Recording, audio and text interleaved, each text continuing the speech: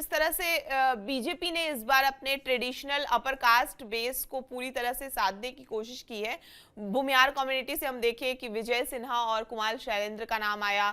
ब्राह्मण समाज से अगर हम देखें तो नीतीश मिश्रा और मिथिलेश तिवारी का, जबकि राजपूत फेस के तौर पर संजय सिंह टाइगर और श्रेय सिंह को बीजेपी कोटे में जगह मिली। लेकिन साथ ही बीजेपी ने ये मैसेज भी देने की कोशिश की कि पार्टी अब सिर्फ अपर कास्ट इमेज तक सीमित नहीं है, इसलिए ईबीसी कम्युनिटी जैसे कानून निषाद, सूदी और चंद्रवंशी समाज को भी रिप्रेजेंटेशन दिया गया। जेडीयू की अगर हम बात करें तो पुराने जो सोशल बेस यानी कुर्मी प्लस ईबीसी और दलित कॉम्बिनेशन को सबसे ज्यादा प्रायोरिटी दी गई। इस बार सबसे बड़ा पॉलिटिकल सिग्नल निशांत कुमार की एंट्री को माना जा रहा है। ये सिर्फ क्योंकि मंत्री पद नहीं बल्कि फ्यूचर सक्सेशन पॉलिटिक्स के तौर पर भी देखा जा रहा है।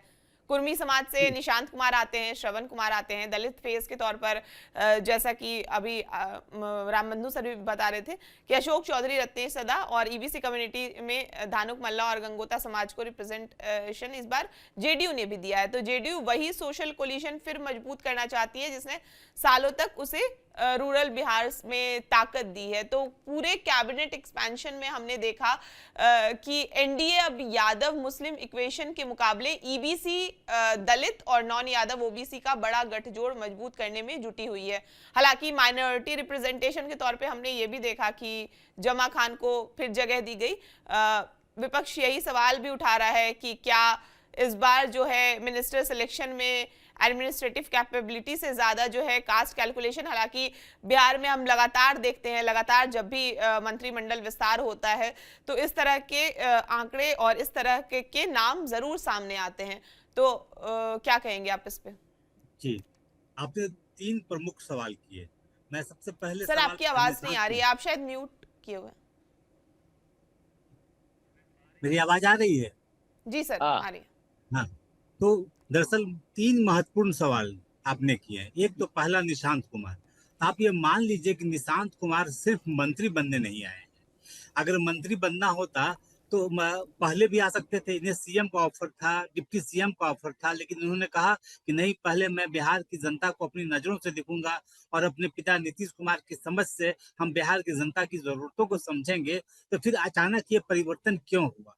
तो मुझे लगता है कि जिस तरह से उनके यात्रा को लेकर के या उनके कार्यक्रम को लेकर आलोचना हो रही थी विपक्ष के द्वारा कि आखिर निशांत कुमार किस हैसियत से ये मीटिंग ले रहे हैं या किस हैसियत से यात्रा निकाल रहे हैं, इनके खर्च का वहन कौन करेगा, या निशांत कुमार आखिर ऐसे मैंने सुरक्षा जेट दिया जा रहा है तो कुछ होना चाहिए, न सत्ता में है संगठन में। तो इसको देख करके शायद मंत्री पद लाया गया हो। और मुझे लगता है कि नीतीश कुमार की चाणक्य नीति है कि पहले मंत्री पद से पूरे प्रशासनिक कार्य को समझ लें और अपने बिहार की यात्रा से जनता की समझ को समझ लें। फिर वो लड़ाई जो 85 विधायकों वाली, चाहे डिप्टी सीएम की हो चाहे वो सीएम की हो, वो खेलेंगे। दूसरा प्रश्न आपका था सवर्ण को लेकर के। तो सवर्ण को अगर ध्यान में दीजिएगा तो 33 विधायक राजपूत से थे, 25 विधायक जो है भूमिहार से आए हैं और 14 ब्राह्मण से आए हैं और 2 कास्ट से आए हैं। तो इतना बड़ा संख्या है, तो उसके हिसाब से अगर 2 ब्राह्मण, 2 राजपूत और 2 भूमिहार को मिला है तो यह कोई बहुत बड़ी बात नहीं है।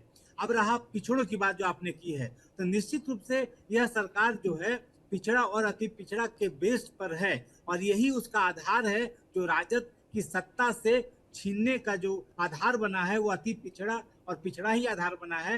और सबसे बड़ा फैक्टर जो है लव कुश का समीकरण। इसलिए आपने देखा होगा कि लव और कुश की महत्ता के साथ में सबसे ज्यादा अगर किसी को महत्व दिया गया है तो वो वैश्य को दिया गया है। उसके बाद किसी को दिया गया है तो अति पिछड़ा को दिया गया है। उसके बाद किसी को दिया गया है तो वो फिर पहले अति पिछड़ा फिर पिछड़ा को दिया गया है। अब बाद में फिर बाकी जो होता है दलित की संख्या, क्योंकि दलित की संख्या भी बहुत ज्यादा मायने रखता है, क्योंकि 17% वोट है।